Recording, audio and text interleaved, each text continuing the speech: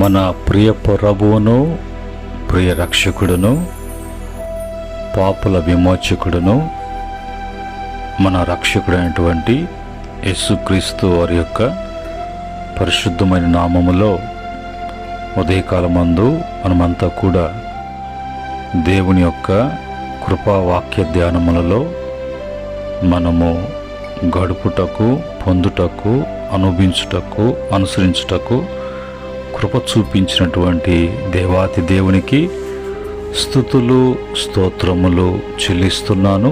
అలాగనే దేవుని వాక్యాన్ని మానక కృపావాక్య ధ్యానములలో పాలుపంపులు కలిగి ఉంటున్నటువంటి ప్రతి బిడ్డ కూడా ప్రభు పేరిట వందనములు, ప్రభు పేరిట శుభములు తెలియచేస్తూ ఉన్నాను.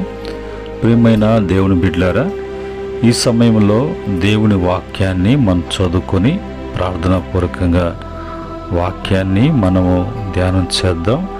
పరిశుద్ధ బైబిల్ గ్రంథముల నుంచి మరి యోహాను సువార్త 8వ అధ్యాయము 29వ వచనములో ఉన్నటువంటి మాటను చదువుకొని ఈ మాటను మనము ప్రార్థనాపూర్వకంగా ధ్యానం చేద్దాం.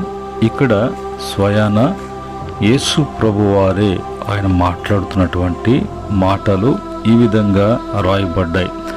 నన్ను పంపినవాడు నాతో కూడా ఉన్నాడు. నేను ఆయన ఇష్టమైన కార్యముల్ని నేను ఎల్లప్పుడూ చేయుచున్నాను. ఆయన నన్ను ఒంటరిగా విడిచిపెట్టలేదు. పరిశుద్ధుడైనటువంటి తండ్రి, కృపగలిగినటువంటి దేవ, ఉదయకాలమందు మీ మాటలు మేము ధ్యానం చేస్తున్నాము. ప్రభు, మీ కార్యం జరిగించండి. ప్రభా, ఈ సమయంలో నీ మాటల్ని వివరించి బోధించమని, ఈ మాటలు బుద్ధిగంతాల వరకు తీసుకువెళ్ళమని యేసయ్య నామములో అడిగి వేడుకుంటున్నాము తండ్రి, ఆమేన్. ప్రియమైన దేవుని బిడ్డలారా, నిన్నటి దినాన మరి ఒక భాగాన్ని మనం ధ్యానం చేశాం. ఆయన తోడుగా ఉండాలి, దేవుని తోడు మనకు ఉండాలంటే ఆయనకి ఇష్టమైనటువంటి కార్యాలే మనం చేయాలి అన్నట్టుగా. రెండవదిగా ఈరోజు దేవుడు తన బిడ్డలను, తన భక్తులను, తనను నమ్మినటువంటి వారిని, తన్ను ఆశ్రయించినటువంటి వారిని ఎన్నడూ కూడా ఒంటరిగా వారిని విడిచిపెట్టడు. కనుక దానిని బట్టి దేవుని నమ్ముకున్నటువంటి ఆయన బిడ్డలైనటువంటి మనము ఎన్నడూ కూడా ఒంటరి వారము కాము. మనము ఎప్పుడు కూడా కలిగి ఉన్నాం. ఏమి కలిగి ఉన్నాం? దైవ సన్నిధి కలిగి ఉన్నాం. ఏమి కలిగి ఉన్నాం? దేవుణ్ణే కలిగి ఉన్నాం. ఏమి కలిగి ఉన్నాం? దేవుని వలన లభించేటువంటి ప్రతి ఆశీర్వాదం కలిగి ఉన్నాం. ఏమి కలిగి ఉన్నాం అనంటే మనము పరలోక మరి నివాసులముగా ఉండటానికి ఆ ఆధిక్యత కలిగినటువంటి వారు ఉన్నాం. ఇవన్నీ కూడా మనము ఒంటరితనాన్ని బట్టి ఇవన్నీ కూడా మనకు లభించవు, కానీ దేవుని వలన లభిస్తాయి. ఎలాగా అనంటే, ఆకాశము నా ధననిధి, అందులో నుంచి తీసి మీకు ఇస్తాను అని ప్రభు చెప్పారు. కనుక ఆ ధననిధిలో నుంచి మనకి ఆయన ఇచ్చేటువంటి వాడు, సర్వలోకానికి చక్రవర్తి అయినటువంటి దేవుడు. మనము ఒంటరిగా ఉండాలి, ఒంటరిగా జీవించాలి అనంటే దేవుని విడిచిపెట్టి దేవుడు లేకుండా నాకై నేను అన్నటువంటి వారికి వేటిలో కూడా పాలు పంపులు ఉండవు.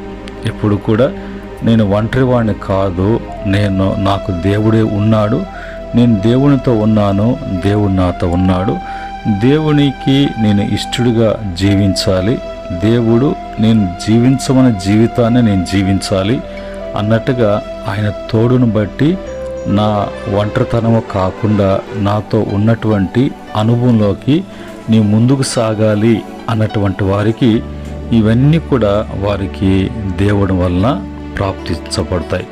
ఈరోజు ఈ మాటల నుంచి దేవుడు ఎవరిని విడిచిపెట్టడు.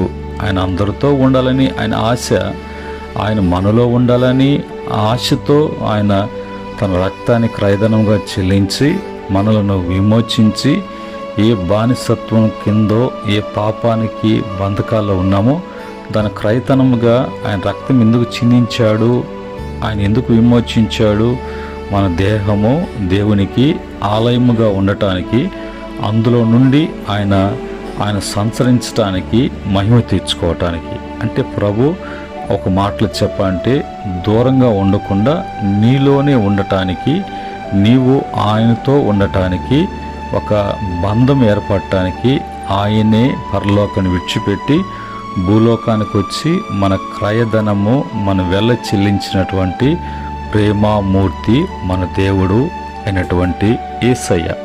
ఈ సమయంలో మరి మనం ఎలాగా మరి ఒంటరితనము అనేది లేకుండా ఉండాలంటే ఎలాగా అంటే దేవునికి ఇష్టమైన జీవితము గడిపేటువంటి వారు ఎప్పుడు కూడా దేవుణ్ణి కలిగినటువంటి వారుగా ఉంటారు. కాబట్టి వాళ్ళు ఒంటరి వారు కాదు. రెండవదిగా విధేయులైనటువంటి వారు ఎప్పుడు కూడా ఒంటరి వారు కాదు. కారణం వారు దేవుని మాటకు దేవునికి విధేయులు ఉన్నారు కాబట్టి దేవుడు వారికి ఎప్పుడు తోడుగా ఉంటాడు. విశ్వాసముతో నడిచేటువంటి వారికి దేవుడు తోడుగా ఉంటారు. వారు ఒంటరి వారు కాదు. మరి నాలుగవదిగా పరిశుద్ధతలో ఉండేటువంటి వారికి దేవుడు ఆయన పరిశుద్ధుడు కాబట్టి ఆ పరిశుద్ధులతో ఉండటానికి ఆయన ఇష్టపడతారు. కనుక దేవుడు ఉంటే మనకు అన్నీ ఉన్నట్లుగానే కనుక మనం ఒంటరి వారమే కాదు అన్నట్టుగా.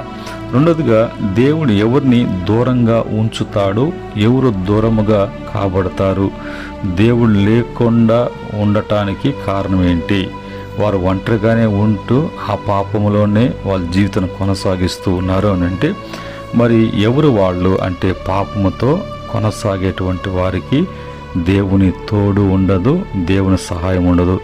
గర్విష్ఠులకు దేవుని తోడు ఉండదు, వారికి దేవుని సహాయం ఉండదు. దేవుని మాట విన్నటువంటి వారికి దేవుని తోడు సహాయం ఉండదు. ద్వేషము, కపటము, అవిధేయతతో ఉండేటువంటి వారికి దేవుని తోడు సహాయము వాళ్ళకి ఉండదు. ఇది మనకు దేవుని వాక్యము తెలియచేస్తున్నటువంటి మాట. అయితే మనం ఏం చేయాలి అంటే దేవునికి ఇష్టమైనటువంటి కార్యాలు చేయాలి. అది మనకు బైబిల్లో యోహాను సువార్త 8:29 ఉన్న ప్రకారంగా ఆ వాక్యం చెప్పేటువంటి మాట ఏంటంటే దేవుని చిత్త ప్రకారంగా జీవించాలి, పాపాన్ని ద్వేషించాలి, పరిశుద్ధంగా ఉండాలి.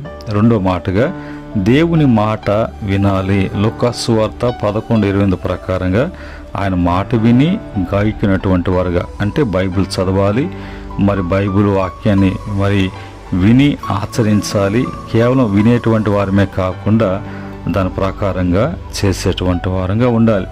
మన జీవితంలో మూడవదిగా మరి ప్రార్థనలో నిలకడగా ఉండాలి. మొదటి తెస్సలోని పత్రిక 5:17 ప్రకారంగా నిలకడగా అంటే ఎడతగినటువంటి ప్రార్థన, దేవునితో సంబంధము కొనసాగుతుంది ప్రార్థన మనల్ని దేవునికి దగ్గర చేస్తుంది. కనుక దీన్ని బట్టి మనం ఒంటరి వారము కాదు. నాలుగవదిగా పాపాన్ని విడిచిపెట్టాలి. యెషయా గ్రంథము 59:2 ప్రకారంగా మీ దోషములు మీకును మీ దేవునకు మధ్య అడ్డగోడగా ఉన్నాయి కాబట్టి అవి మిమ్మల్ని వేరు చేయటానికి, ఒంటరి చేయటానికి, దేవుడి మాటలు వినటానికి కానీ, చూడటానికి కానీ, మరి అనుసరించడానికి కానీ ఎలాంటి అవకాశము లేకుండా ఈ పాపము నీకు అడ్డగోడగా కడుతుంది. కనుక ఆ పాపాన్ని విడిచిపెట్టాలి. పాపము దేవునితో ఉన్న సంబంధాన్ని బలహీనపరుస్తుంది. దాని విషయంలో జాగ్రత్తగా ఉండాలి. ఐదవదిగా వినయముతో జీవించాలి. యాకోబు పత్రిక 4:6 ప్రకారంగా దేవుడు గర్విష్ఠులను ఎదిరించును, మరి దీనులకు కృప చూపించును అనే మాట రాయబడింది. అహంకారము దేవునికి ఇష్టము కాదు. కనుక దాన్ని బట్టి ప్రభు మరి ఆయన మనకు ఒంటరి తోడుగా ఉండడు, వాటిని దూరపరచాలి. విశ్వాసముతో ఉండాలి.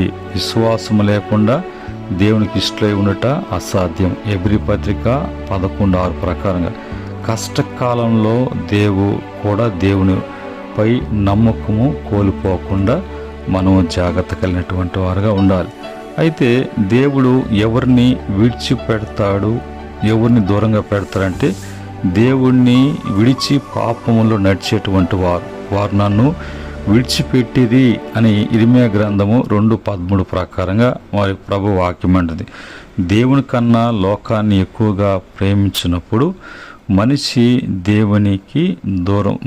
దూరం చేస్తూ మనిషి దేవుని దూరము మరి చేసుకుంటాడు అనే మాట.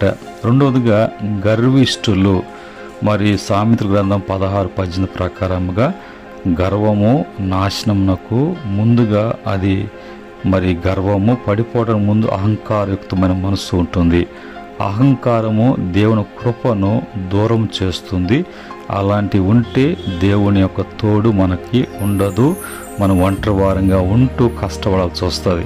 మూడవదిగా దేవుని మాట విననటువంటి వారు ఎవరు? ఇర్మీయా గ్రంథం 7:24 ప్రకారంగా వారు వినలేదు, ఆలకింపలేదు అనే మాట అక్కడ రాయబడింది. నాలుగవదిగా కపట హృదయం కలవారు.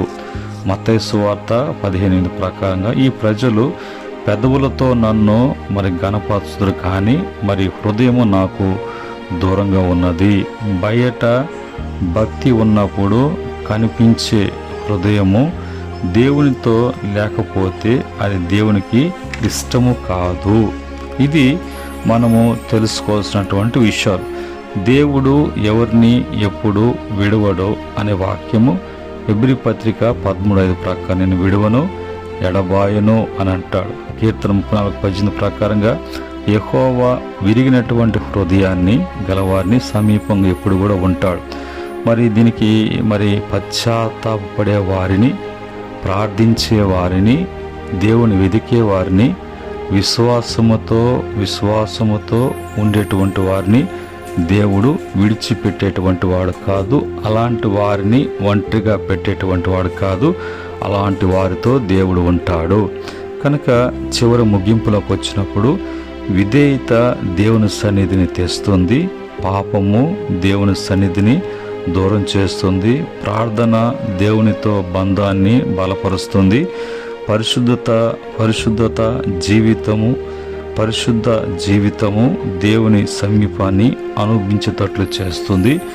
దేవునికి విరోధంగా ఉండాలంటే పాపానికి, దేవునికి దగ్గరగా ఉండాలంటే పాపానికి దూరంగా ఉండాలి.